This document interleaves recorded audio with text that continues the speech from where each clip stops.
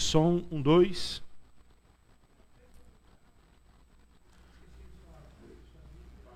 Por isso que o Renato tá mais alegre agora.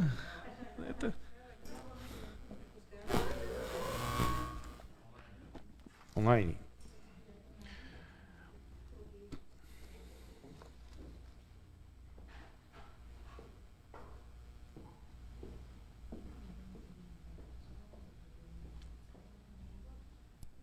Boa noite a todos os irmãos, com a graça e a paz do Senhor Jesus Cristo. Nós estamos gratos porque chegamos até aqui, isso porque o Senhor nos ajudou.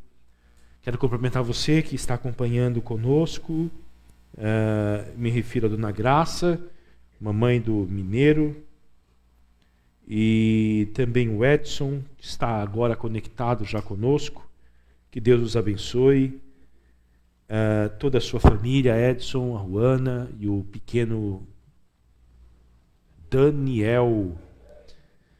E Pastor Marcelo Centeno, é sempre uma alegria ter você aqui, meu irmão. Hoje eu lembrei de você, viu? Que Deus te abençoe, pastor. Continue te dando graça e renovando a sua fé, a sua vida. E também eu cumprimento os irmãos que estão presentes aqui conosco hoje, deixaram suas casas nesta noite de frio. Me parece que uma nova frente fria está chegando, né? Aqui no nosso estado. Hoje eu conversei com minha irmã em Sorocaba, estudo de camiseta e shorts lá. E já chegou o frio, né, seu Hernani? Esses contrastes que nós temos no nosso país. Lá morrendo de calor e aqui a gente experimentando mais uma frente fria. Queridos, vamos orar. Nós precisamos muito da inspiração do Espírito Santo, da sua iluminação, para que Ele nos mostre a palavra de Deus, nos mostre Jesus, que é a palavra de Deus encarnada, através da Bíblia Sagrada. Nós estamos chegando de uma semana que certamente todos vocês tiveram os seus problemas, suas dificuldades, as suas lutas. E no meio da semana é um dia em que a gente para um pouco para meditar, estudar as Escrituras, orarmos e assim reordenarmos os nossos afetos, os nossos sentimentos, os nossos pensamentos ao Senhor Jesus e a missão que Ele nos deu. Então, vamos orar? Eu quero orar nesse instante e depois no final nós vamos interceder, como sempre fazemos. E se você tem algum pedido de oração para fazer, você pode deixar registrado nos comentários. Certamente a Fran não está assistindo o estudo, ela mandou mensagem dizendo que teria que ajudar a filha nas provas do colégio. E ela pede oração pelo irmão dela, Samuel, pela sua conversão. Ela diz que não quer que o irmão seja como Faraó, alguém do coração endurecido. Portanto, nós vamos orar pelo Samuel. Qual é o significado de Samuel, Renato? Pedido ao Senhor. Vamos orar por ele. Pai, nós estamos aqui nesta noite e somos muito gratos porque estamos vivos, nós temos saúde, nós estamos, ó Deus, alimentados, estamos vestidos, estamos nutridos. Tudo isso vem do Senhor. Tudo isso vem das tuas mãos bondosas. Reconhecemos que também temos a maior dádiva que um ser humano pode ter, que é o Espírito Santo de Deus dentro de nós. E nós, ó Deus, somos gratos por isso. Rogamos neste instante para que este mesmo dom, o dom do Espírito e o Espírito Santo possa nos ajudar a compreendermos a Tua palavra, assimilarmos as Tuas verdades e experimentarmos a boa, perfeita e agradável vontade do Senhor para as nossas vidas. Obrigado por tudo. Tira de nós o cansaço, a fadiga, o desânimo e renova as nossas mentes, as nossas emoções para este instante em que iremos meditar na Tua palavra. Ensina-nos toda a verdade. É o que nós pedimos e agradecemos em nome de Jesus. Amém. Quero convidar vocês para abrir as suas Bíblias no Evangelho de Mateus, capítulo 28. No próximo domingo, nós iremos retomar as atividades de discipulado.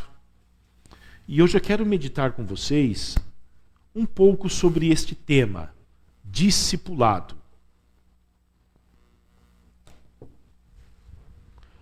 À luz do Evangelho de Mateus, capítulo de número 28, e o verso de número 16 até o 20.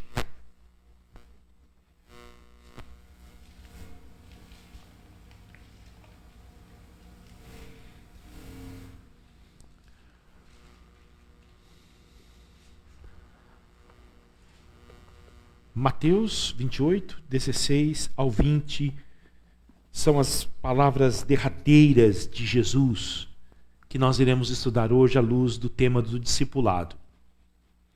Os 11 discípulos partiram para a Galileia. Jesus começou com 12 e terminou com 11. E aquela multidão que acompanhava Jesus, onde eles estavam?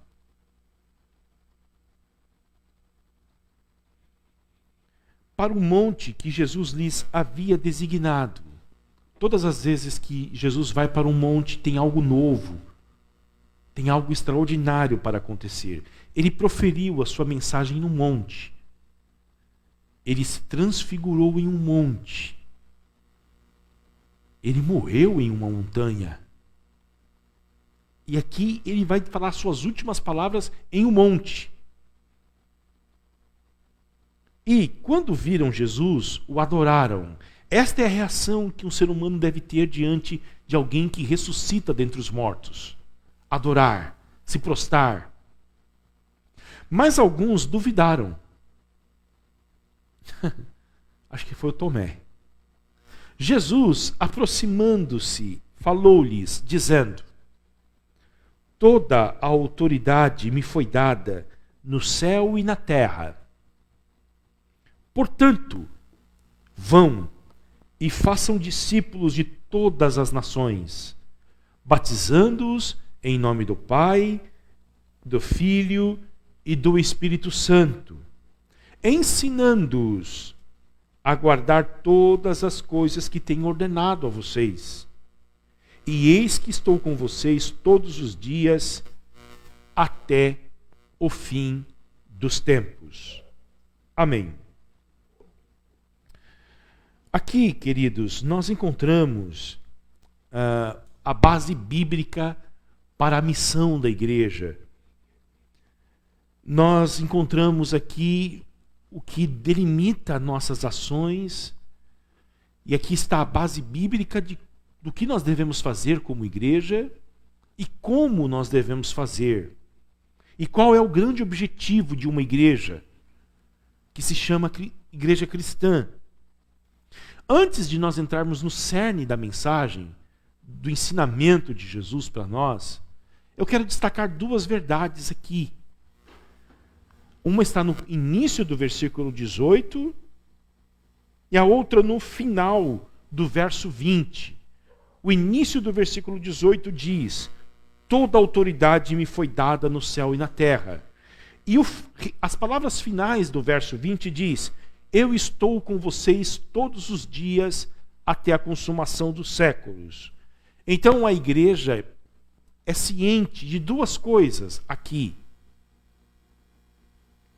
Ela é ciente de que Jesus Cristo é soberano, governa sobre tudo, é o Rei Supremo do universo, ele detém nas suas mãos o governo de todas as coisas que acontecem aqui,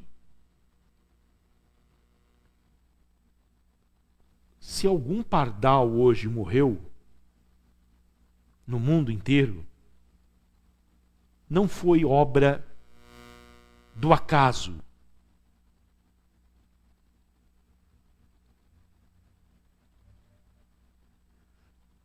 Tudo o que aconteceu hoje no mundo está debaixo da soberania deste Jesus Cristo.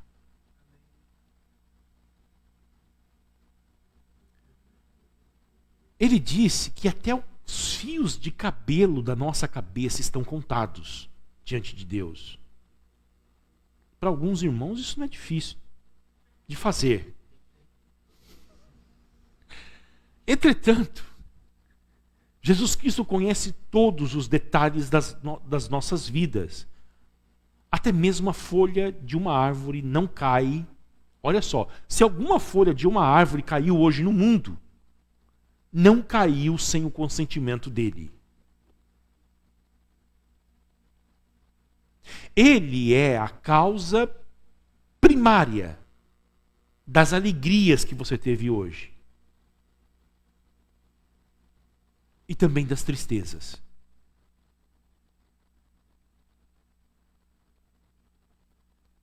Das vitórias e das derrotas que tivemos hoje. Nada foge do controle dele. Toda autoridade me foi dada nos céus e na terra. Ele não é um mero espectador do que acontece no mundo.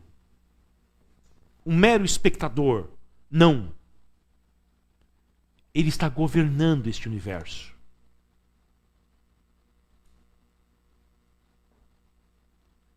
A outra verdade que está no final do verso 20. A sua presença. A igreja pode fazer discípulo de todas as nações. Por quê? Em primeiro lugar, por causa da autoridade de Jesus Cristo, e é a autoridade de alguém que venceu a morte. Lembre-se do que eu falei de semanas atrás, de que o diabo tentou Jesus e prometeu dar a Jesus todos os reinos deste mundo se Jesus, prostrado, adorasse a ele. Pois bem, Jesus recusa. Porque ele não vai receber toda a autoridade, todo o domínio sobre todas as coisas sem a cruz. Para ele receber aquilo que o pai dele prometeu para ele no Salmo 2, que é tudo o que acontece no mundo, todas as nações debaixo da autoridade dele, ele precisa enfrentar a cruz. Ele enfrenta a cruz. Morre. Foi levantado da cruz no terceiro dia. Então ele recebe do Pai aquilo que o Pai lhe havia prometido antes da fundação do mundo. Autoridade sobre tudo e sobre todos.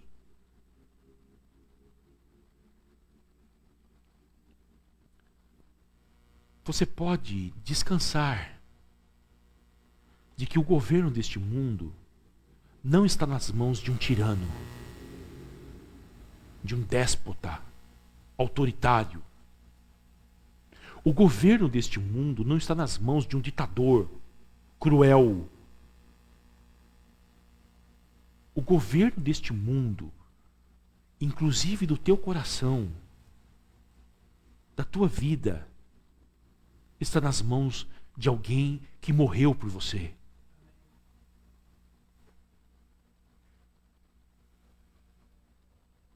Você pode descansar nesta noite.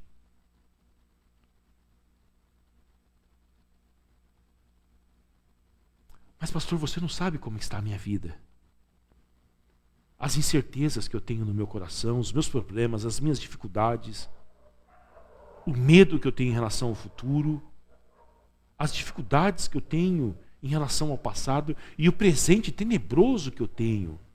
Escute, tudo isso está sob o governo de Jesus Cristo.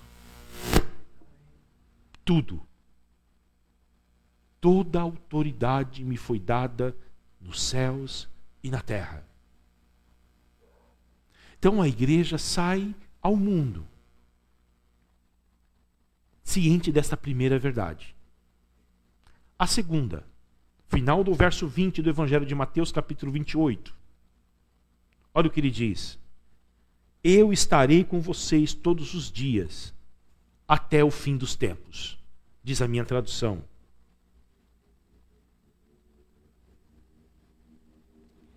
A presença dele.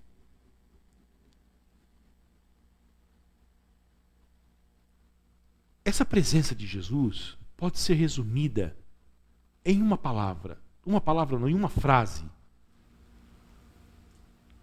A minha graça te basta. Lembram quando Paulo teve o seu problema? Seu espinho na carne? Que orou 3 vezes. Senhor, tira isso da minha carne. Eu estou sofrendo. Para com isso. Dá um jeito aqui no meu sofrimento. Nas minhas dificuldades, nas minhas lutas que eu tenho todo dia. Ele orou 3 vezes por isso. Quantas vezes você já orou?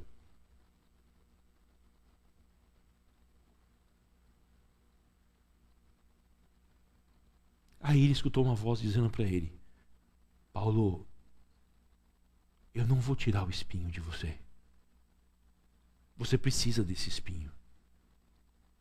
Talvez se não fosse esse espinho, você não estaria aqui hoje à noite. Talvez se não fosse esse espinho, você não teria me procurado 3 vezes. Talvez se não fosse esse espinho, você seria o cara mais orgulhoso da face da terra. Por causa das dádivas que eu dei a você, os dons que eu dei a você. E eu não quero nunca que você seja como Faraó, alguém que se recusa a se dobrar diante de mim. Eu quero que você seja feliz. Eu quero que você seja realizado. Então, para que isso aconteça, você precisa ter alguma coisa que cause algum tipo de desconforto e mantenha você no teu lugar. E faça você dobrar mais os teus joelhos, se humilhar mais.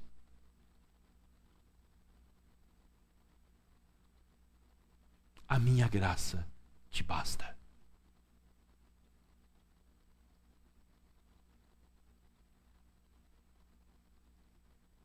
A presença dele pode ser resumida nisto.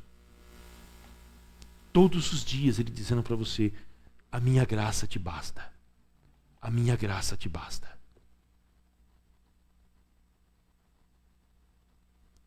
A graça de Deus é o suficiente para nós?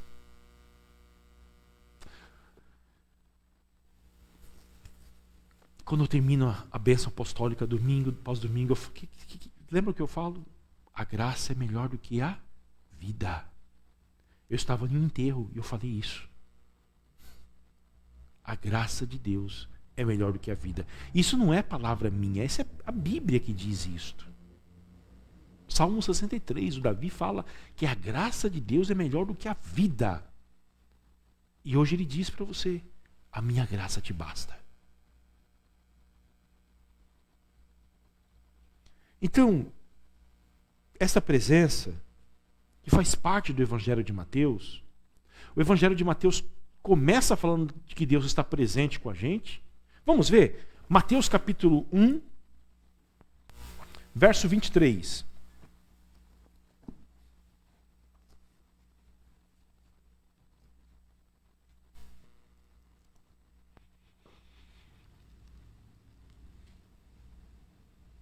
Quero cumprimentar a Neucira, que está com a gente.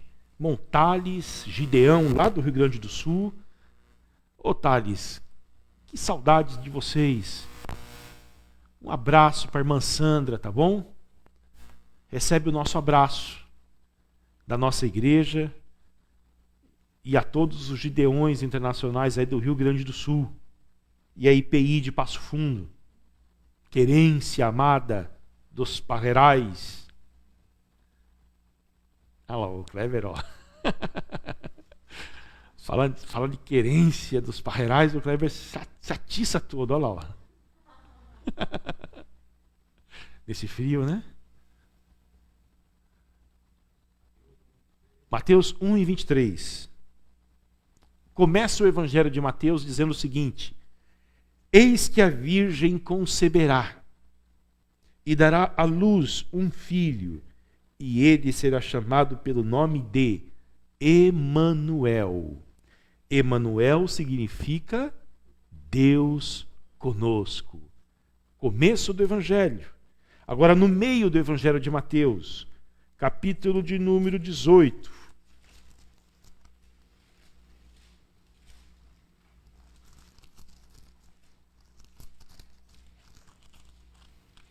Verso de número 20. Olha o que Jesus Cristo diz. Porque onde estiverem 2 ou 3 reunidos em meu nome, ali estou no meio deles. Amém? Final do Evangelho. Capítulo 28, verso 20. Ele promete de novo estar conosco todos os dias até o fim dos tempos. Então o Evangelho de Marcos é o Evangelho da presença de Jesus, da proximidade de Jesus. Ele não está distante, ele está presente, muito perto de nós. Então a igreja faz a missão, ciente, em primeiro lugar, do quê? Da autoridade de Jesus e da presença de Jesus com ela. Porque se não fosse a autoridade de Jesus e a presença de Jesus, você acha que esses 11 homens que estavam na Galileia teriam condições de sair ao mundo pregando Jesus? Não.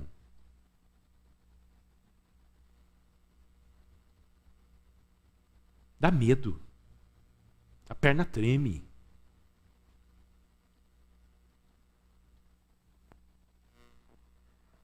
Falta poder, falta convicção. Mas por causa da autoridade e da presença, nós vamos realizar a missão que não é da igreja, é de Deus. Então vamos lá, qual é a missão? Verso de número 19, do capítulo 20 do Evangelho de Mateus. Mateus 20, 19, olha só. Portanto, isso, 28, me perdoem. Portanto, vão e façam discípulos de todas as nações, batizando-os em nome do Pai, do Filho e do Espírito Santo, ensinando-os a guardar todas as coisas que tenho ordenado a vocês.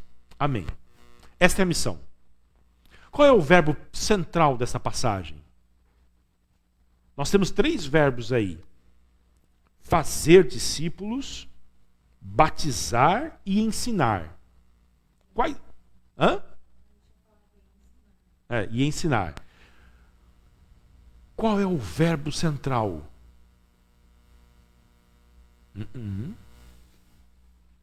O verbo central é fazer discípulos. Os outros 2 estão subordinados a este verbo. A missão da igreja é fazer discípulos enquanto ela vai.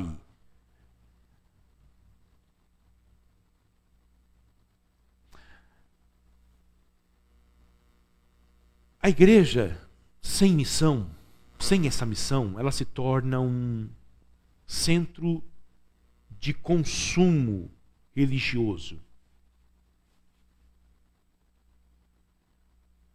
E isso é nefasto.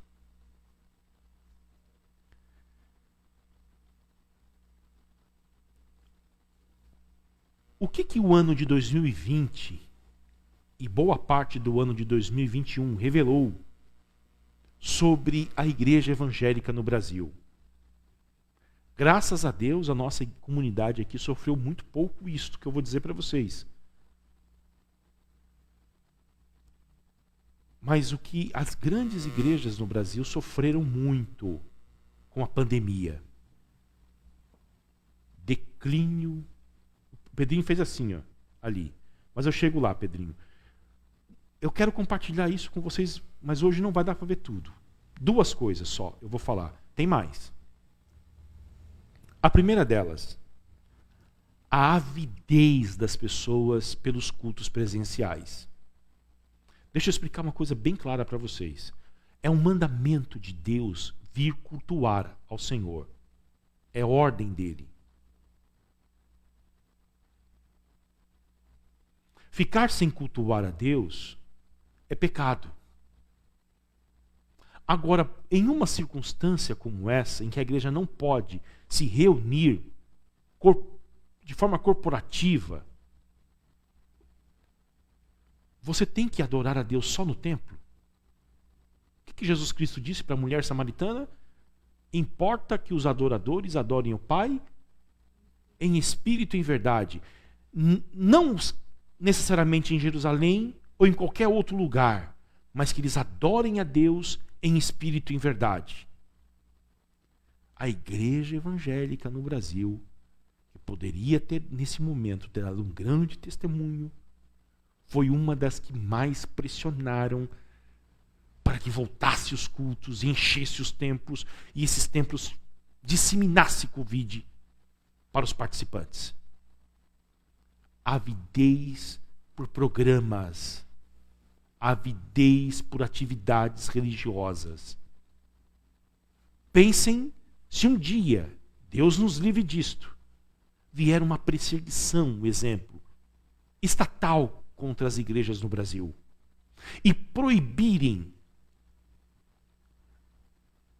sob o risco de prisão, perda de patrimônio pessoal, as pessoas de cultuarem a Deus, fecharem os templos, nós vamos morrer? Vamos cultuar a Deus de outro jeito. Vamos cultuar a Deus de outro jeito. Não dá para reunir uma multidão em um salão? Reúne 3, 4 pessoas. É como as igrejas nesses lugares que o Renato sempre traz para a gente nas vigílias, fazem em lugares de grande perseguição. Eles não têm isso que nós temos aqui. É inconcebível o exemplo. Na Coreia do Norte, na Arábia Saudita e inúmeros outros países de grande perseguição terem um templo como o nosso. E como que os cristãos sobrevivem nesses lugares? Como que a igreja cresce nesses lugares? Eles inventam uma outra maneira de ser igreja, que não necessariamente tem a ver com um templo, banda de louvor.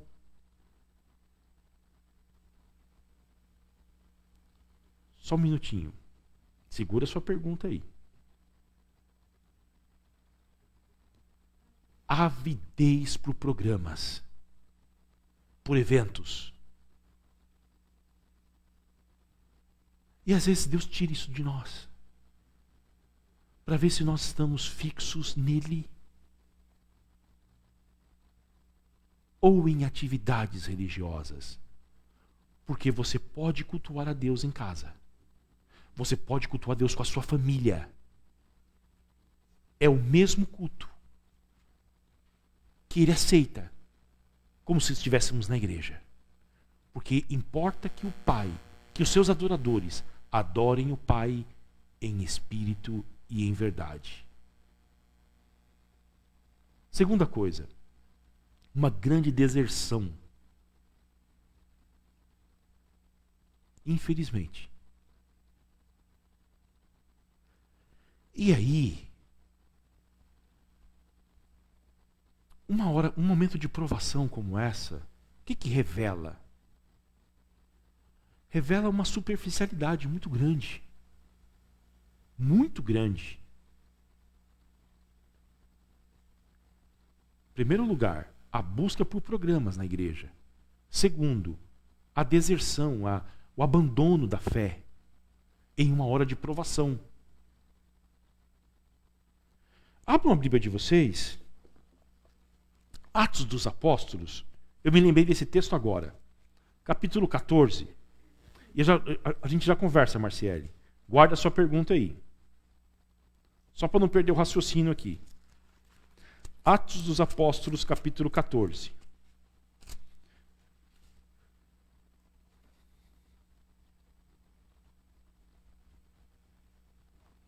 Verso de número 19.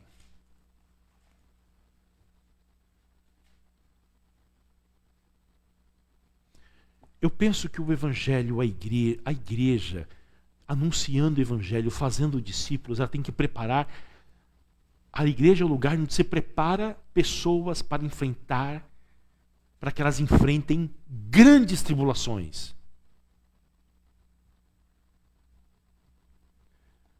Entretanto, chegaram judeus de Antioquia e Icônio e, instigando as multidões, apedrejaram Paulo e o arrastaram para fora da cidade, dando-o como morto. Mas quando os discípulos o rodearam, ele se levantou e entrou na cidade.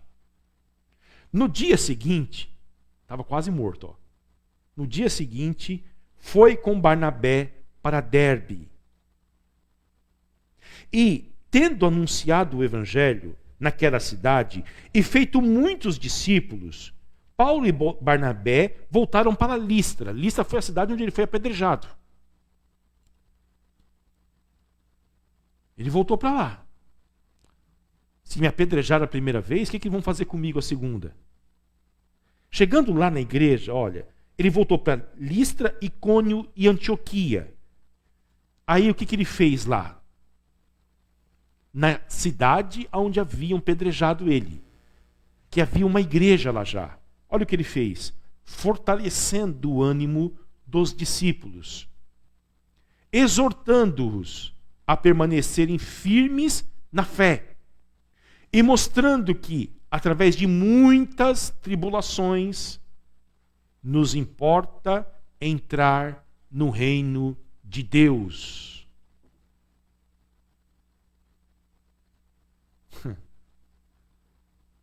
Ele mostrou com a vida dele que, através de muitas tribulações, nos importa entrar no reino de Deus. Fortaleceu estas igrejas, exortou, animou estas igrejas a encararem o sofrimento, as adversidades, as tribulações. Isto é o discipulado. Preparar a igreja para ser apedrejada e não abandonar Jesus. Diga, Renato. Ô, Renato, tem que arrumar um microfone. Pedrinho, você pode arrumar um microfone para o pessoal em casa? Por gentileza, Pedro. Vem cá, Renato. E aí, Marcele, no microfone você passa a sua pergunta, tá bom? Por favor, não prive a gente. Tá? Esse é o espaço, Marcele. Só para complementar, Atos capítulo 20, verso 24. Porém, Paulo falando, porém em nada considero a vida preciosa para mim, mesmo desde que eu complete a minha carreira e o ministério que recebi do Senhor Jesus, para testemunhar o evangelho da graça de Deus. Amém. Coisa linda. Nada considero a minha vida por nada. Ai, coisa linda. Ok, irmãos. Preparar pessoas, não apenas para os momentos bons, mas para as grandes lutas que teremos pela frente.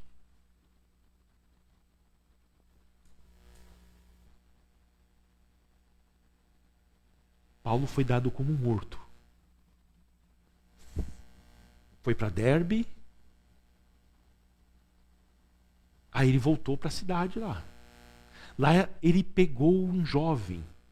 Adivinha o nome desse jovem? Nessa cidade em que ele foi dado como morto. E treinou ele para ser pastor. Adivinha? Não. Timóteo. Timóteo já aprendeu desde sempre. Filho na fé.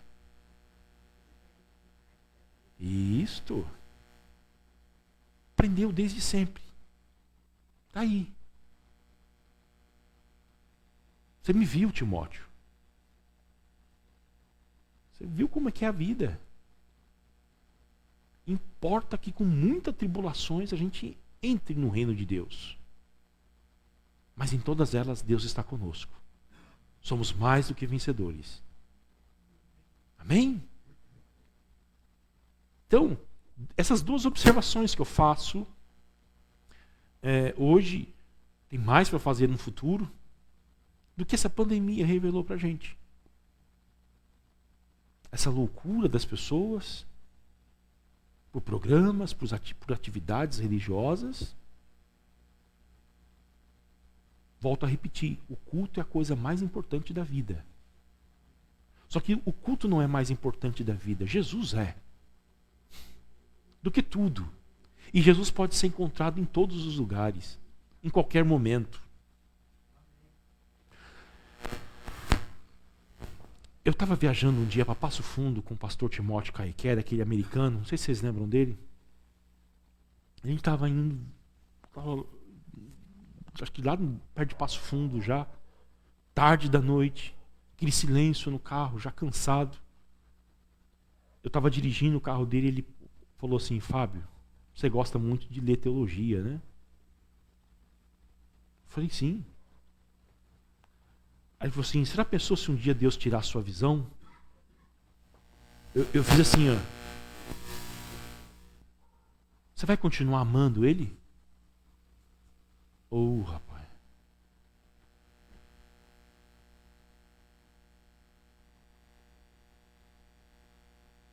Eu fiquei, já faz muito tempo. Eu não tinha nem Alicia nessa época. E constantemente, às vezes eu olho com o meu olho assim, eu lembro da fala do Timóteo. Ainda mais aquele filósofo agora, vocês viram? Clóvis, né? Que vai perder a visão. Hã? Vocês sabem quem é? Hã? Ele perdeu uma visão já e provavelmente vai perder a segunda. Um filósofo depende de leitura para trabalhar. Quer dizer, se Jesus tirar as coisas mais importantes, nós vamos continuar amando Ele. Talvez a gente não entendeu isso com o Covid. Hã? Ficou cego, né? Aí.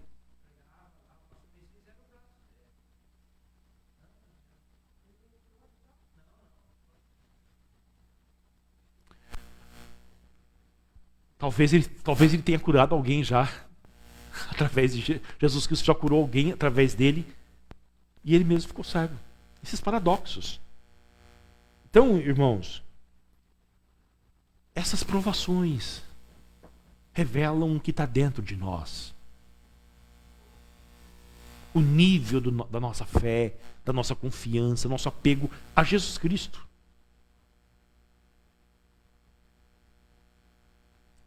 O John Stott que fala não, já morreu há muito tempo.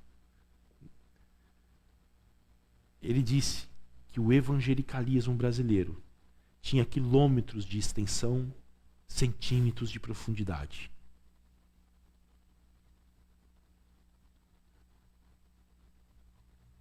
Nós queremos superar isto. Vocês estão cientes disto, que a nossa igreja não quer crescer de qualquer maneira. Vocês já perceberam isto? O quanto nós zelamos por isto. O quanto nós queremos que aqui as pessoas conheçam a Deus e aqui não seja um lugar de espaço de entretenimento religioso. Por respeito a vocês, respeito ao tempo de vocês, que é tão curto, e em glória ao sacrifício de Jesus Cristo, queremos formar discípulos. Porque foi isso que Jesus falou. E o que é um discípulo? Um discípulo é alguém que decide seguir Jesus. Segui-lo.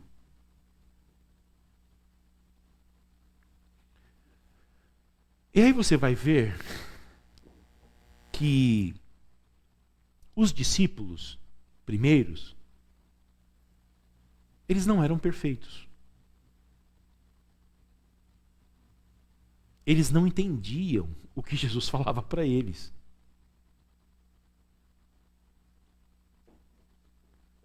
Mas eles não desistiram de seguir, com as fraquezas deles. E é isso que Deus chama hoje, homens e mulheres, para isto. Com as suas imperfeições, com as suas incapacidades, com as suas fraquezas, Ele chama para segui-lo. E Ele manda a igreja formar seguidores dele. Vai além de formar membros da denominação. Chama para segui-lo. É isto que Ele quer. Este é o alvo da igreja. Esta é a missão da igreja. Pedro, você ia falar? Microfone. Quando eu ia falar da pregação do Piper, que fala das cosmovisões, né? Que ele fala que na igreja dele, assim como nós, ele queria produzir cristãos fortes, né? Com cosmovisões fortes.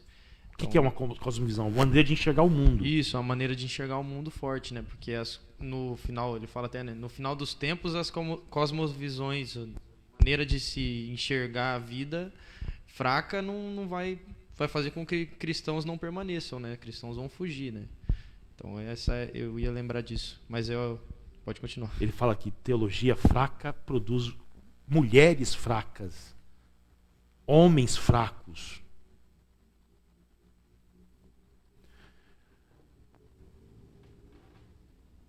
Você pode agradecer a Deus pela sua igreja? Nós somos tão incapazes ainda, queridos. Estamos tão longe, mas é o que nós queremos. Tá bom? Formar discípulos para enfrentar este mundo que vai ficar de mal a pior.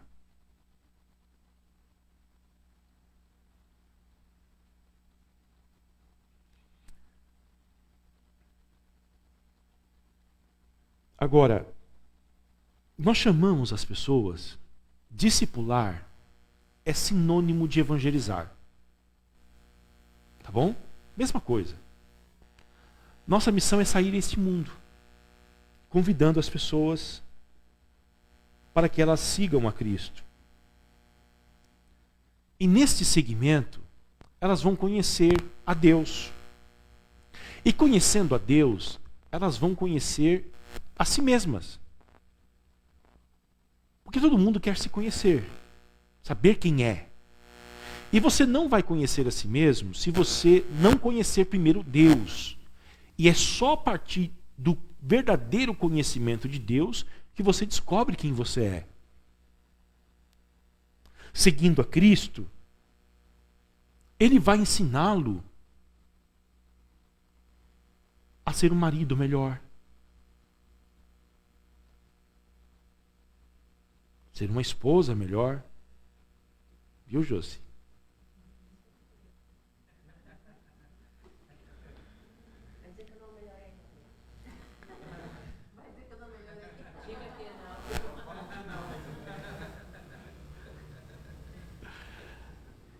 Seguindo a Cristo, Ele vai ensiná-lo como tratar as pessoas que ferem você, que machucam você. Vai ensinar você a perdoar, amar. Seguindo a Cristo, Ele vai ensiná-lo como tratar com dinheiro.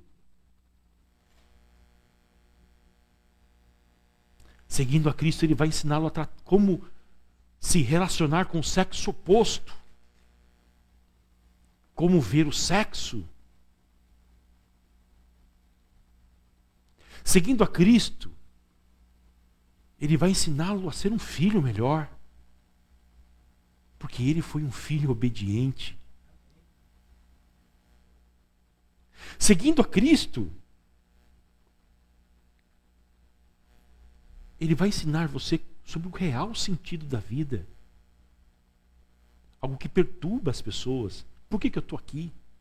Tem algum sentido isso tudo? Seguindo a Cristo, Ele vai dar dádivas para você. Você pode ter certeza. O Pedro disse um dia para ele, de forma descarada: Senhor, o que nós vamos ganhar com esse negócio? Nós deixamos tudo para te seguir. Eu tinha lá minha empresa de pesca lá. Deixei tudo. Tinha que ser o Pedro. Nós vamos ganhar alguma coisa com isso? Ele diz: Pedro, você está achando que eu sou mesquinho? Que eu não tenho a capacidade de dar boas dádivas para quem deixa tudo para mim? Olha, Pedro, nesta vida você vai ganhar 100 vezes mais. E na outra, a vida eterna.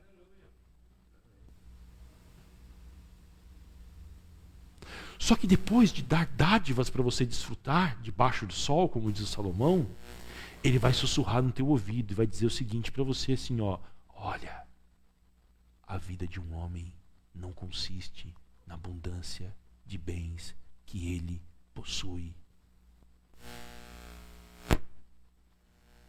Né? Ele vai dizer para você assim, ó: de que adianta você querer ganhar o mundo inteiro e perder a sua alma? E o que um homem não dará pela sua alma? Seguindo a Jesus, Ele vai te ensinar sobre a morte. E o que acontece depois da morte. Seguindo a Jesus, Ele fará promessas para você. Como Ele fez: vinde a mim, todos vocês que estão cansados e sobrecarregados, que eu vos aliviarei.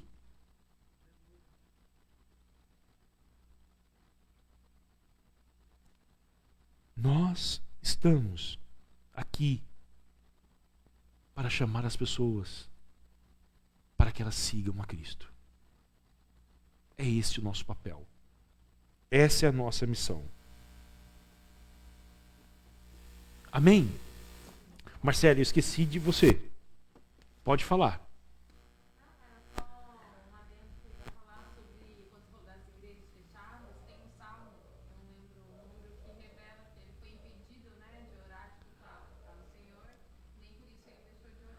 Salmo 42, Salmo 84, são os... Sim.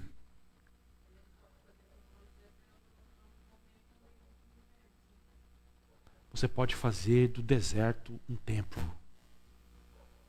Você pode fazer do seu quarto um templo. Do seu carro um templo. Você pode fazer do leito de um hospital, na hora terminal, uma grande catedral em que os anjos estarão louvando com você ao nome do Senhor Jesus. Nem em Jerusalém e nem em Samaria, mulher, mas chegou a hora em que o Pai procura os verdadeiros adoradores que o adorem em espírito e em verdade. É isto. Só que a gente não sabe, vem cá, nós não fomos treinados para essas coisas, pessoal. Fomos treinados para o consumo dos programas religiosos.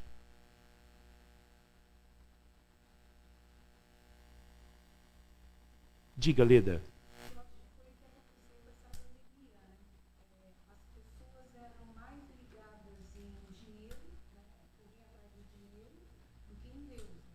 E continuam, né?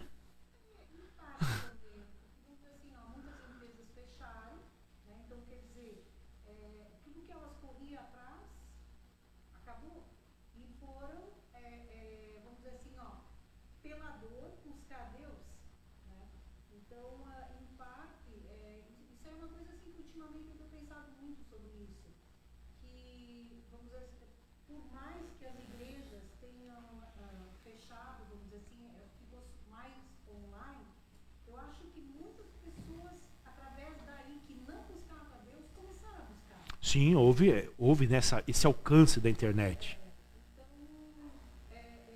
Deus mostra de várias maneiras que para você voltar para Ele, para você seguir Ele, né? Então, Amém. Obrigado pela contribuição, Leda. Agora, queridos, além de fazer discípulos, Jesus manda fazer o quê? Batizar as pessoas. Em nome do Pai, do Filho e do Espírito Santo. Isso mostra que a igreja é indispensável para a missão. Porque quando nós batizamos alguém, nós estamos incluindo ela na igreja. Porque o discipulado acontece no ambiente da igreja. Não do templo aqui, tá? Mas no ambiente da igreja, com a igreja. E depois o discípulo é enviado ao mundo para fazer a missão, para evangelizar. E se o discipulado é na igreja, ninguém se forma na escola de Jesus. Ah, mas eu tenho 50 anos de crente. Até o fim da vida você vai aprender. O nosso programa de discipulado tem 4 revistas. Você acha que se esgota o aprendizado com essas 4 revistas? Não. E quando terminar, essa pessoa deixou de aprender? Não, ela vai vir para o ambiente da igreja. Vai continuar aprendendo e ser enviada ao mundo para reproduzir novos discípulos de Jesus. No seu trabalho, na sua família, no seu prédio, com os seus vizinhos, com o seu círculo de amigos, na academia. Viu, Pedro? Na academia, Pedro. Na academia não é lugar de ficar mostrando o corpo, não. É lugar de fazer discípulos.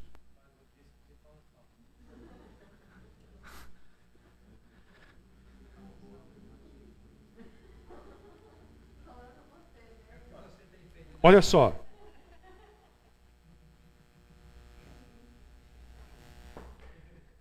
Batizando essas pessoas, integrando elas na igreja.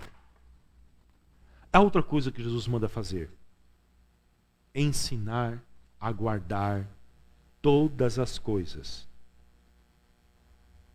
Vamos ver Evangelho de João, capítulo 6.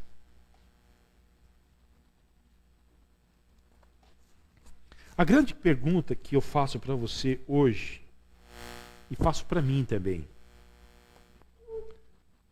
o quanto você tem se rendido a Jesus Cristo? Evangelho de João, capítulo 6, versículo de número 38.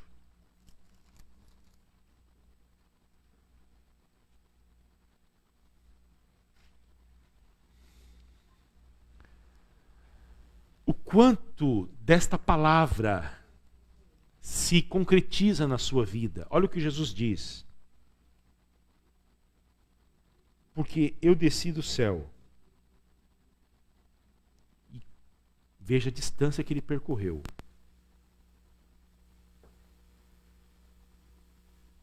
Não para fazer a minha própria vontade. Meu Deus do céu.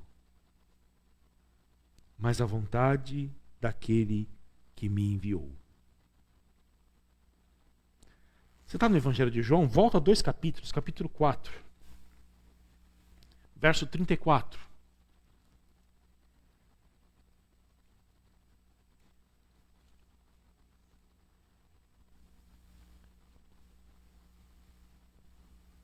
Olha o que Jesus Cristo disse no diálogo com a mulher samaritana. O contexto é esse. Jesus lhes declarou: a minha comida consiste em fazer a vontade daquele que me enviou e realizar a sua obra. A minha comida, a minha satisfação, meu deleite. Ele não apenas fazia a vontade de Deus com os lábios cerrados. É a vontade de Deus, eu tenho que fazer, porque é melhor para mim. Se eu não fizer, eu estou ferrado, eu vou para o inferno. Mas ele fazia dizendo: a minha comida. Pense agora naquele bifinho de colchão mole, bem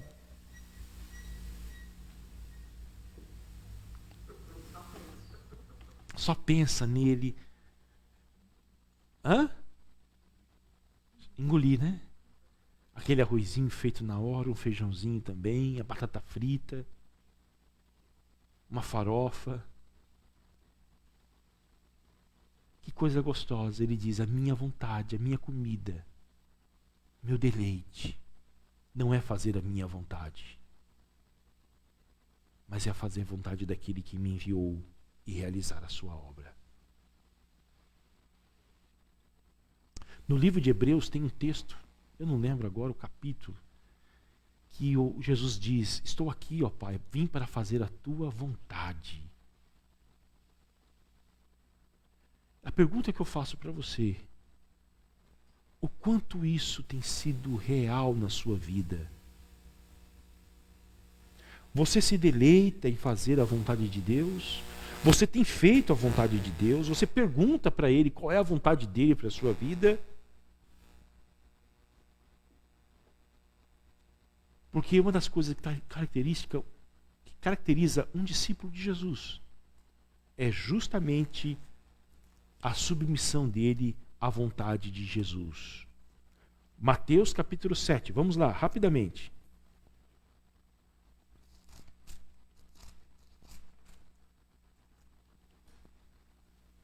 Versículo de número 21. Esse texto é emblemático. Mateus 7 e 21. Nós estamos terminando.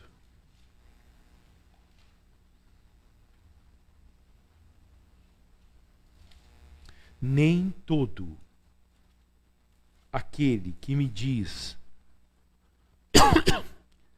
Senhor, Senhor, pensa, olha aqui, nem todo aquele que está todo domingo na igreja é ortodoxo na sua teologia.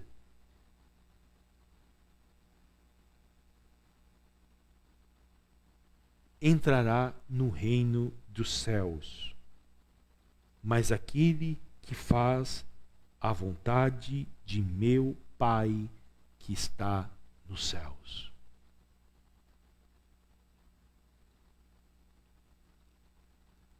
Nós somos chamados para, em nossas próprias vidas, e somos chamados a dizer aos homens: Deus tem uma vontade que é boa, perfeita e agradável, e Ele chama você para se submeter a esta vontade.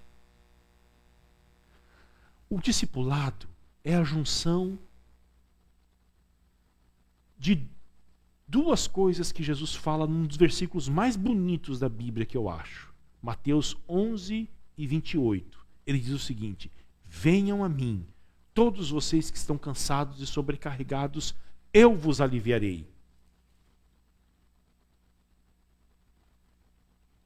Venham a mim. Eu vou curar vocês, vou restaurar vocês, vou transformar vocês. Aí a segunda parte do versículo. Tomai sobre vós o meu jugo. Aprendam de mim, que sou manso e humilde de coração, e encontrareis descanso para a vossa alma, porque o meu jugo é suave e o meu fardo é leve. A segunda parte é a obediência de Jesus, a Jesus.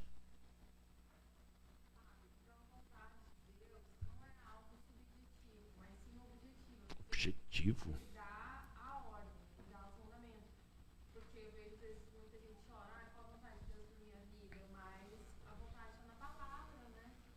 É que legal. Você pode pegar aqui o microfone? As pessoas, elas escrevem aqui que elas gostariam de ouvir. Eu gostei muito da sua fala, Marcelo. Sabe por quê? Por favor. A vontade de Deus, a Marcela está dizendo, se é algo objetivo ou subjetivo. Sim. Um exemplo. As pessoas, às vezes, condicionam a vontade de Deus as que são solteiras. Será que eu devo casar com fulano ou cicrano? Jesus não vai responder isso para você, porque ele disse que você é livre para escolher. Paulo diz isso em 1 Coríntios. No Senhor, né? Ele falou assim, ó, se eu fosse, aliás, se fosse vocês, eu ficava solteiro, ele diz.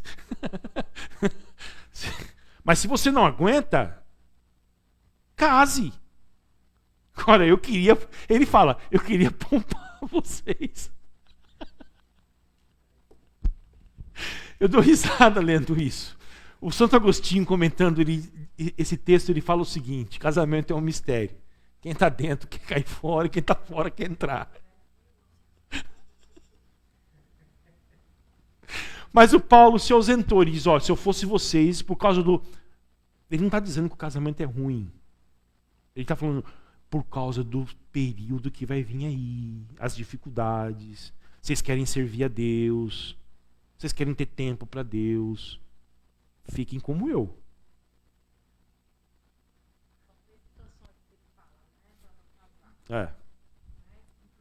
Microfone. Nossa, 3 situações que ele fala para não casar. Quando a pessoa nasce já impossibilitada disso. Eunuco, né? É eunuco. Quando o mundo... O mundo, as dificuldades que vai vir e o desejo de servir a Deus. Exato. Bom, legal, Marcele. Aí, homilética, ó. Os 3 pontos. Como uma boa presbiteriana. 3 pontos no sermão. Então, queridos, a gente fica pensando na vontade de Deus, essas questões subjetivas. Eu devo comprar frango ou carne? Por causa do preço, compra frango. Mas Deus não vai se envolver nessas coisas. Dizer para você, a minha vontade é isso. Não, isso aí é a livre agência, que os teólogos chamam. É livre. Não é livre-arbítrio, tá bom? Pelo amor de Deus. Livre agência. Agora, a vontade de Deus, Paulo fala, Renato falou isso semana passada, é a santificação. É que você não veja pornografia, não consuma pornografia. A vontade de Deus é que você doe dinheiro, não seja avarento. A vontade de Deus é que você trate bem os seus filhos, a sua esposa. A vontade de Deus é que você ore, que você leia a Bíblia. Isso não precisa de muita explicação para essas essas coisas da Bíblia. Tá igual uma pessoa, um cara que chegou e falou assim: mas eu não entendo as coisas difíceis da Bíblia, eu fico perturbado com as coisas difíceis da Bíblia, aquelas profecias do Apocalipse. Aí o pastor falou assim: rapaz, você se preocupa com o Apocalipse, aquelas coisas difíceis, eu me preocupo com as coisas fáceis que Jesus mandou fazer, eu não consigo. Foi um exemplo: amar meu vizinho.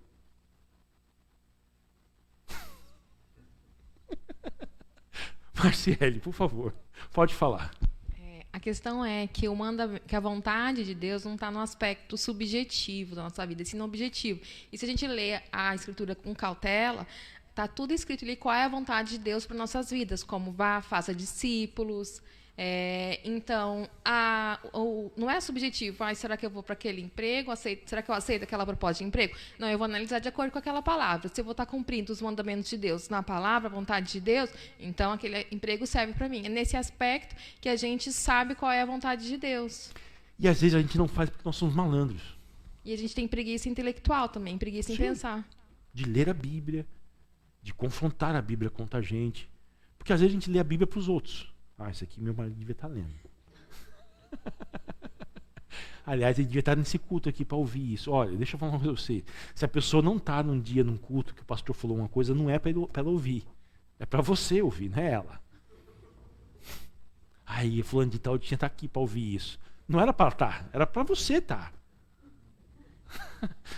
Nós somos malandros, pessoal. A vontade de Deus é boa, perfeita e agradável, e em determinadas áreas da nossa vida é muito clara. Um exemplo. Nós mudamos de cidade facilmente por causa de um emprego melhor. O que motiva a gente? A grana do trampo. Essa é a vontade de Deus para a gente? Olha, a vontade de Deus talvez pode ser outra. Quando você muda, você não se preocupa se naquela cidade vai ter uma igreja para você, para os seus filhos. Aliás, igreja é a última coisa que você vai colocar na lista. Vocês estão vendo como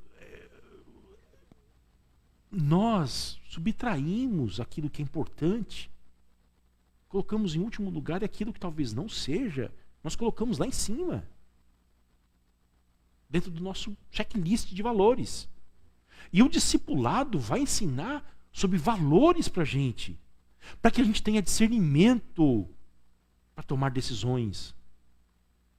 Eu quero que os meus filhos venham sempre perguntar as coisas para mim até um determinado momento, tomar decisões na vida deles. Ai, papai, será que eu preciso comprar um tênis assim, assim? Pensou? Não, eu quero que eles sejam maduros para tomar as decisões deles. E Deus quer isso para a gente também. Mas como que Ele vai fazer isso em nós? Como que Ele vai produzir essa maturidade? Conforme a gente se aprofunda no discipulado, no conhecimento da Bíblia, aí nós estamos aptos a tomar decisões, discernir. Porque o dom de discernimento não é uma coisa que acontece no vácuo. Ele é construído. Construído. Tá bom? Então a vontade de Deus, ela é clara. A Bíblia deixa muito claro o que Deus quer de nós. E objetiva também. Prática. Minha esposa que fala isso. Praticidade. Diga, Pedro. Microfone, meu irmão. É que eu tô terminando, depois de muito tempo, o livro do Bonhoeffer, né, que ele fala sobre o discipulado. E uma hora ele fala sobre Mateus 10, 25, que fala bem assim: basta ao discípulo ser como o seu mestre, e ao servo como o seu senhor. Aí depois ele fala, termina, né, a frase, aí ele fala assim: não se trata de um caminho pessoal, nem de um empreendimento individual. Trata-se da missão, que é o que você falou. E ele termina com o que a Márcia também tinha comentado antes ali sentar no microfone. Essa advertência de Jesus não pode levar os discípulos a outra coisa que não a obediência à palavra. Pois onde está a palavra, ali deve estar o discípulo. Mas eu acho que, assim, fazendo um link com o que você está falando ali de Mateus 28, que ele fala para ensinar, batizar e fazer discípulos, né? Então, se ele é o Senhor, ele veio até a terra, ele fez discípulos, ele batizou e ele ensinou. Então, a gente, como discípulos dele, a gente tem que também andar menos nesse o batismo. caminho. Ele disse que não batizou ninguém. Mas os discípulos dele batizaram. Mas os discípulos dele batizaram, né? Então, se a gente tem que andar como ele, então a gente tem que estar nessa cosmovisão. Isso. Legal, Pedro. Agora, deixa eu fazer uma observação para a gente terminar. Quem deve discipular? A ordem de Jesus é para a igreja. O pastor, o Pedro, a Marciele, a Eliane. Não, todo mundo. O requisito para discipular alguém, qual é? Ser um discípulo. Só isso.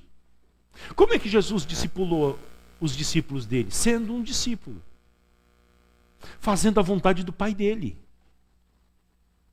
O discipulado começa aí, você se rendendo à sua vontade, à vontade de Deus, porque a vontade de Deus é melhor do que a tua, para todas as áreas da tua vida. Então é isso, a primeira coisa. E ser discípulo. Eu me lembrei da educação clássica antigamente. Um livro de uma escritora americana, Dorothy Sayers, ela fala da educação clássica. Como que era a educação no mundo antigo? Dividida em 3 fases: gramática, dialética e retórica. Primeira fase é da gramática, as crianças, aprendendo as primeiras palavras. São como esponjas, absorvem tudo. A pessoa chega na igreja, é hora dela devorar a Bíblia.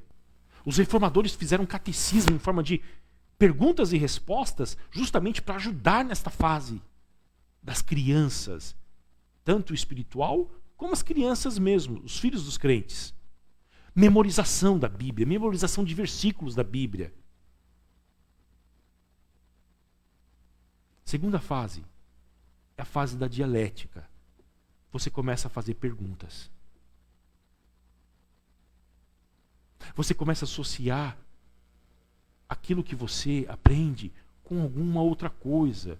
Você associa um versículo do Antigo Testamento com o Novo. E você faz perguntas. E ela dizia, a escritora, que é a fase que se requer que os professores estimulem, não um tipo de educação que ele fala e os alunos não respondem, mas um diálogo em sala de aula. Porque as perguntas são importantes.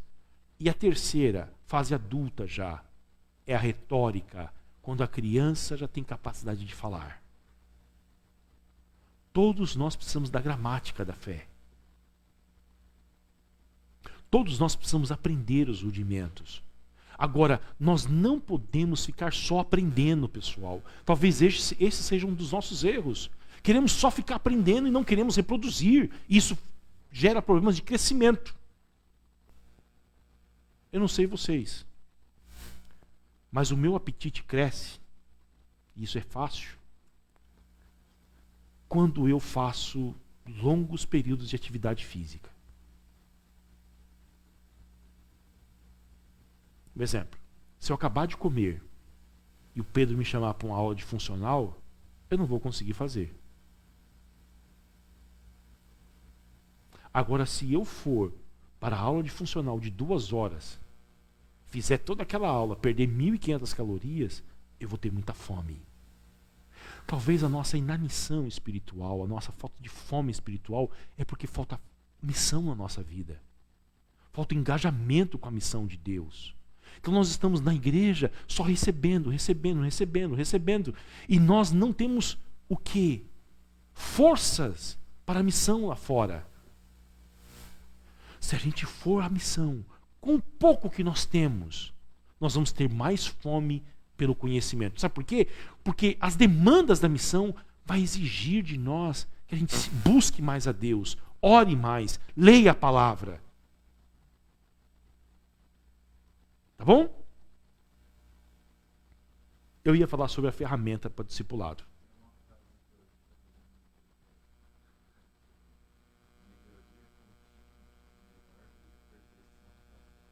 Aí, ó. Todo dia. Contínuo. Um pouco ao longo do dia faz a diferença ao longo da vida. Tá bom? Valeu, Kleber. Então, irmãos, a gente convida você a orar por isto, a participar disto. Se tiver alguma dúvida, você pode conversar com a gente. Tá bom? Mas essa é a visão de Deus para a sua igreja. Que a igreja faça discípulos. Que Deus abençoe. Vamos orar. Renato, você vem orar pela nossa vida e também pelo Samuel, irmão da Fran, que ela disse que não quer que o irmão dela seja como Faraó.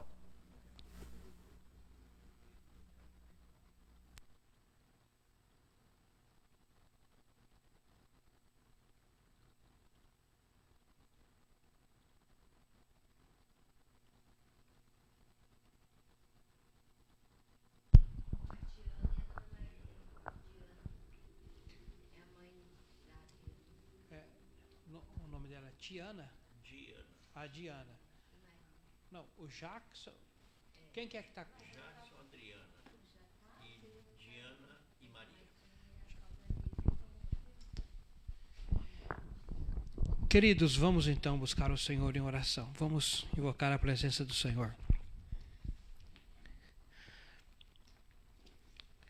Nosso Deus, nosso bendito Pai Celestial, nós chegamos uma vez mais em oração diante do Senhor, com o coração agradecido, Senhor, por esta boa noite, noite de aprendizado, noite, Senhor, abençoada. Obrigado por podermos ouvir a Tua palavra, ser alimentado.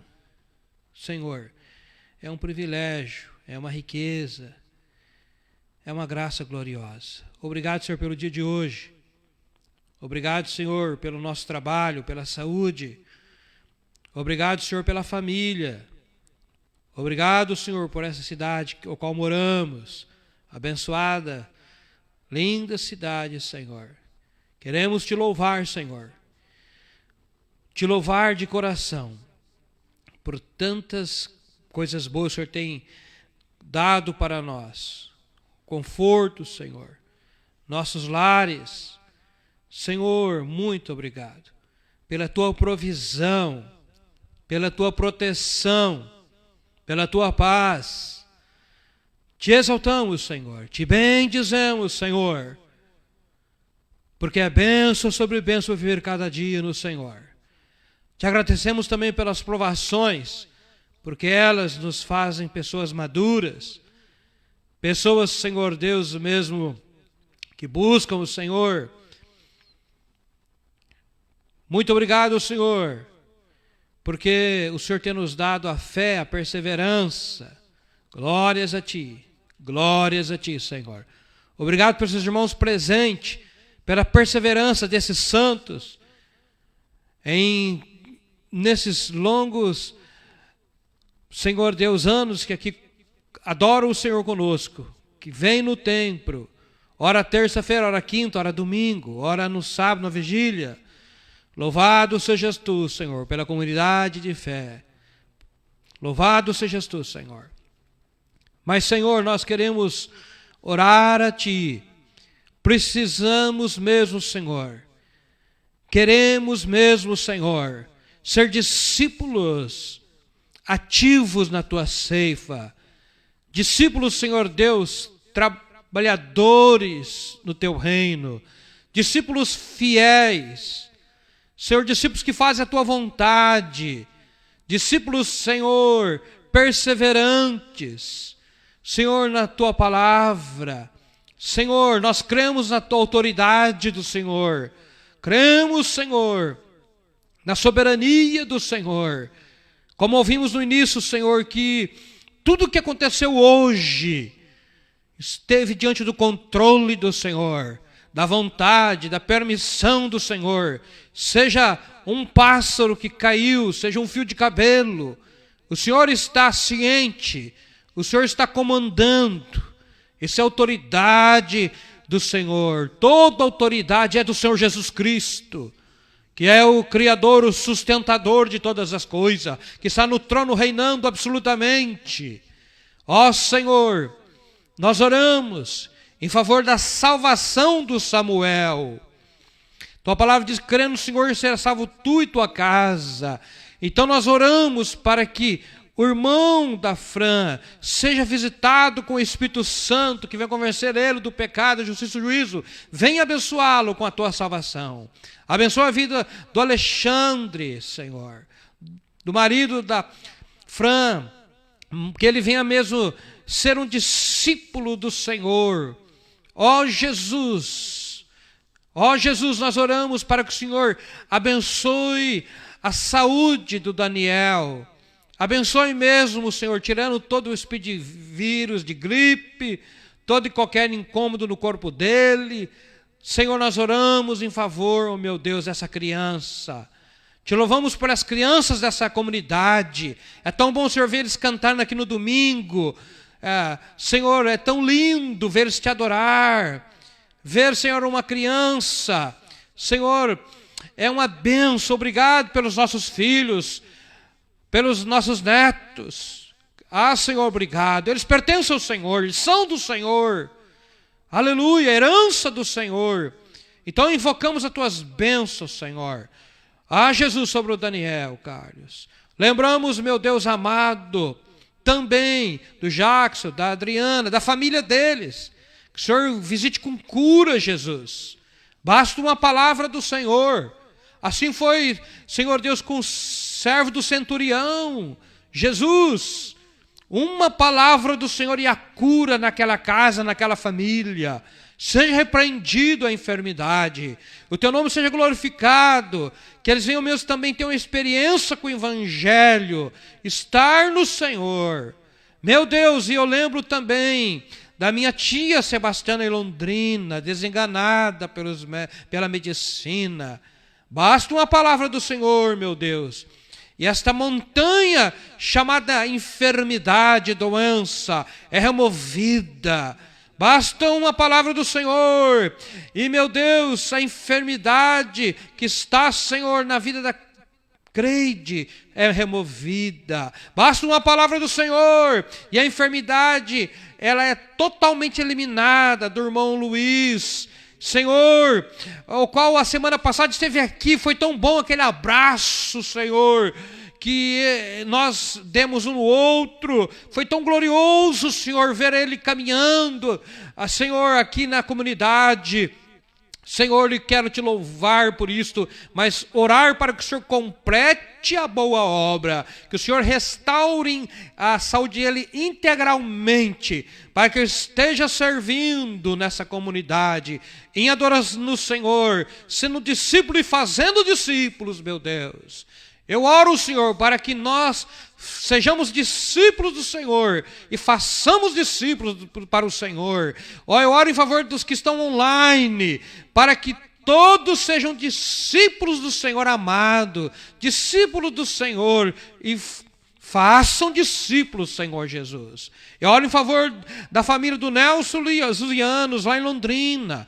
Também, Senhor, quero te louvar porque eles passaram por um vale, por uma situação tão delicada, mas o Senhor se compadeceu, o Senhor o visitou, o Senhor o livrou da morte, o Nelson. Louvado seja o teu nome, Senhor.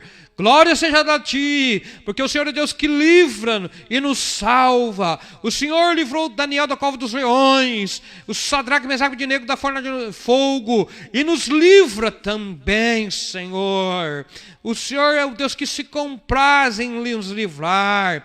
O Senhor é o Deus que abençoa o nosso relacionamento conjugal, com harmonia.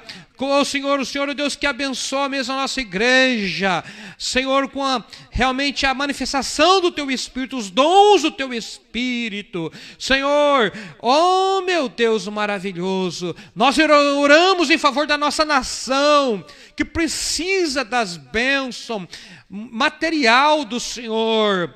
Mas mais do que a bênção material, Senhor, mais do que gerar empregos na nossa nação, abençoar os empresários, precisamos da bênção espiritual, Senhor, para que a idolatria seja repreendida, para que, Senhor, as heresias, apostasia seja desfeita, para que o inimigo seja expulso, Senhor, o Teu nome seja glorificado na nação brasileira, Senhor, que o Seu nome seja glorificado ali no palácio, Senhor, Senhor, que o Seu nome seja glorificado, Jesus, no Planalto, meu Deus, o Seu nome seja glorificado na vida do Jair Messias Bolsonaro, nosso presidente, na vida, Senhor, dos ministros, age na vida dos ministros, dos senadores, do ministro da Economia, o ministro da Educação, o ministro da Justiça, Senhor, manifesta a Tua glória, manifesta o Teu poder, Senhor Jesus.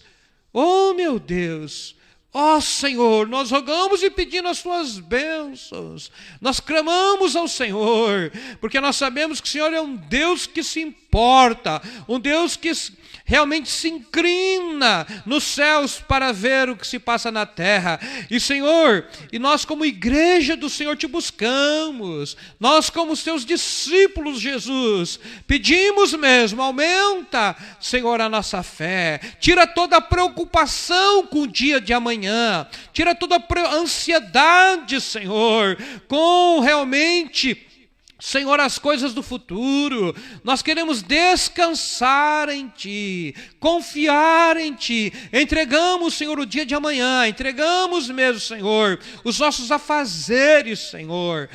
Meu Deus, às vezes vem o inimigo querendo roubar a nossa paz, enchendo nós de preocupação, colocando inquietação, agitação, mas, Senhor, Tu és o Deus que manda nós aquietarmos. Senhor é o Deus, aleluia, que põe fim à guerra. O Senhor é o Deus que faz aquietar o coração aflito, angustiado. O Senhor é o Deus da paz. Oh Deus da paz, venha mesmo, ministrar a tua paz aos nossos corações, às nossas vidas, Senhor, a nossa família, a nossa casa, a nossa cidade, Senhor, meu Deus do céu.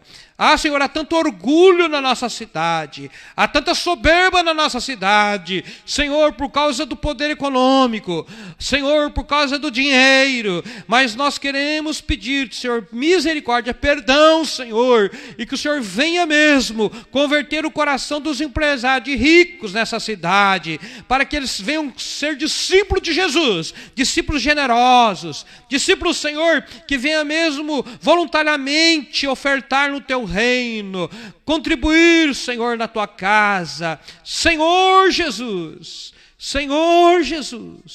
oh meu Deus, assim nós te pedimos as tuas bênçãos, assim nós oramos, Senhor, que o Senhor faça infinitamente mais do que pedimos. Nós oramos uma vez mais, os irmãos estão online, que o Senhor visita com poder e graça. Eu não sei, Senhor, qual é a necessidade desse irmão, dessa irmã, mas Tu sabes, Senhor, Tu sabes, Senhor.